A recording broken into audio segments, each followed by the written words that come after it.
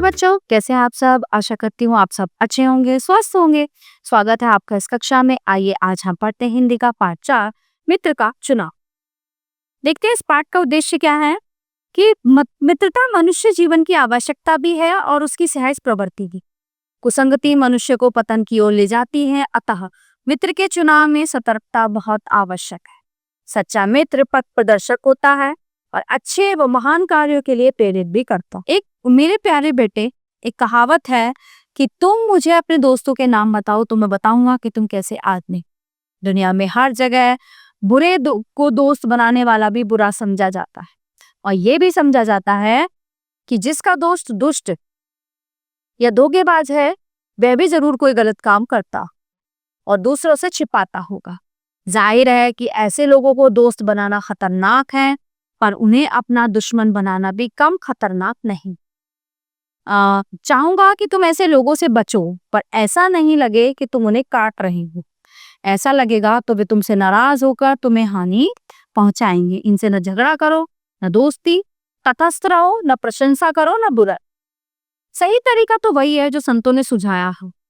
बुराई से घृणा करो, बुरे से नहीं। सभी से अपने को बचाकर रखो और वह भी ऐसे कि उन्हें लगे नहीं कि तुम उनसे बच रहे हो, नहीं तो तुम असामाजिक घोषित कर दिए जाओगे। पर खतरा बहुत अधिक सामाजिक हो जाने से भी है। जब हम बहुत ज्यादा सोशल होते हैं ना, बहुत ज्यादा सामाजिक होते हैं,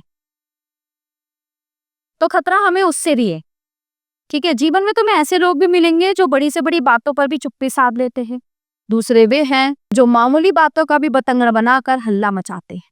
इन दोनों प्रकारों से बचो, वे पाखंडी।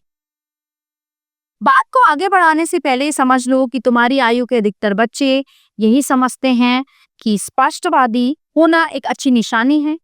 किसी को अपना मित्र बनाने से पहले उसे इसके लिए समझने परखने के पहले यदि तुम इतने स्पष्टवादी हो गए कि उसकी कमियों की आलोचना करने लगे तो समझो दुनिया में कोई भी तुम्हारा मित्र ना बन। साफ गोई ठीक है, पर बहुत सावधानी चाहिए। सच्ची दोस्ती की दुहाई देने वाले तुम्हें न जाने कितने मित्र मिलेंगे जो वास्तव में धूर्त और चालाक होंगे। उन्हें पहचानना कठिन है, पर ऐसा भी नहीं कि तुम भाप नहीं सकते। ये गुण हर व्यक्ति में होता है, तुम्हारे अंदर भी है। अचानक जोश में आ जाने या भाव विभोर हो जाने से ऐसे लोगों को सही सही समझने की क्षमता नष्ट हो जाती। सच्ची दोस्ती हृदय से उपजती है और हृदय ही उसे अनुभव भी करता। इसलिए जब कोई ये कहे कि वो तुम्हारा सच्चा दोस्त है तो अचानक विश्वास मत करो। निर्णय का अधिकार अपने हृदय को दो, पर हृदय को बहने न दो, उसे अपने विवेक की जकड़ में रख। मित्र द्वारा ठगे जाने के किस्से अनगिनत हैं। कोई कहे कि मैं तुम्हारा दोस्त हूं और तुम पर उस पर विश्वास कर लो तो धोखा खाओगे। ऐसी दोस्तियां जताने वाले बहुत मिलते हैं। ऐसे लोगों से नरमी से किंतु अविश्वास के साथ पेश आओ। उन्हें ना अपने भरोसे में लो और उनसे कोई अपनी मतलब गोपनीय बात भी मत कहो। एक लड़का था, होगा कोई 12-13 साल का।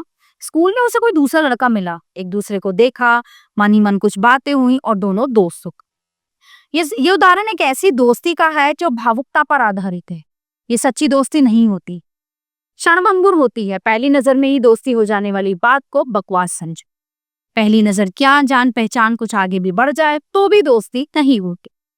सच्ची दोस्ती धीरे धीरे बढ़ती है। पेड़ की जड़ की गहराई जैसे जो बढ़कर फैल जाती है, वो झरने की तरह नहीं होती कि अचानक फूट जाए और कहीं आगे जाकर विलीन हो जाए। एक प्रकार की दोस्ती और भी होती।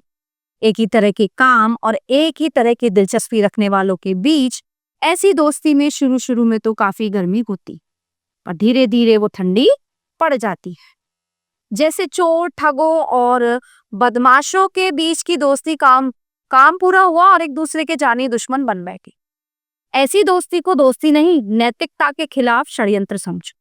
ये दोस्ती नहीं, दंडनीय अपराध है। इसे मित्रों की टोली नहीं, बदमाशों का गिरोह समझो। याद रखो कि किसी खास वजह से साथ हो जाने वाले लोग मित्र नहीं, थोड़ी देर के साथी होते हैं। इस अंतर को समझो, वरना किसी स्वार्थी मित्र को मित्र मानकर कभी धोखा भी खा सकते। सच्चा दोस्त वही है जो इन सभी सीमाओं से ऊपर हो और तुम्हारे साथ काफी समय रहकर अपनी पूरी परीक्षा दे चुका।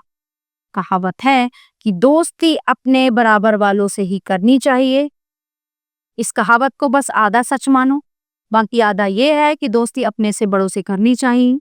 बड़ों का मतलब उनसे नहीं जो जन्म से बड़े हैं, बल्कि उनसे है जो अपने कार्य से बड़े हुए। उनसे मिलोगे, उनसे दोस्ती करोगे तो उनकी ऊंचाई को भी छूने का प्रयास करो। जैसे तुम्हारे मित्र होंगे वैसे ही तुम हो। बड़ों को पहचानना कठिन नहीं है, वे दूर से भी बड़े नजर आते हैं। सारा समाज उन्हें जानता और मानता है। अच्छे लोगों की जांच किसी परख नली से नहीं होती। सामान्य समझदारी को तो मालूम हो जाता है कि वे कौन है। मोटे तौर पर देखो कि उनका जन्म किस परिवार में हुआ है, उनके साथी कैसे हैं, उनकी आदतें कैसी हैं, उनका चरित्र कैसा है और समाज में उनका क्या स्थान है। ये भी देखो कि उनके परिवार में भी किसी को कोई बड़ा पद, उपाधि या सम्मान मिला या नहीं, या किसी ने कला, विज्ञान, साहित्य या संगीत के क्षेत्र में नाम कमाया है या नहीं।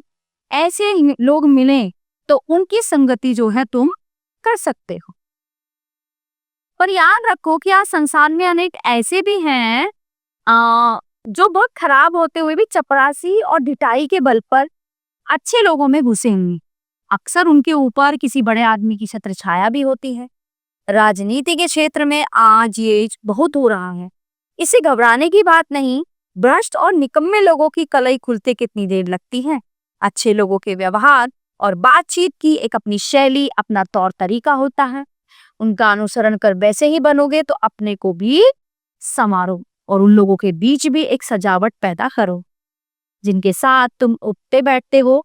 अच्छी संगति का मापदंड एक अच्छे समाज में बनता है। अच्छों के साथ रहोगे तो अपने आप अच्छे बनो। हर व्यक्ति में अपने साथी की नकल करने और उसके जैसा बनने की प्रवृत्ति होती है। इसलिए ये भी जानना जरूरी है कि चरित्र के किन पहलुओं की नकल की जाए। मान लो कि तुम्हारा कोई गहरा दोस्त हो जो शराबी और जुआरी आदि, पर सामाजिक दृष्टि से बड़ा अच्छा आदमी भी हो, ईमानदारी से अपना काम करता हो, किसी को कोई हानि ना पहुंचाता हो और सभी के साथ सभ्यता से पेश आता। तो क्या तुम उसका साथ इसलिए छोड़ दोगे कि वे शराब पीता है या जुआ खेलता है? नहीं, साथ मत छोड़ो, पर उसके अवगुणों की नकल ना करो।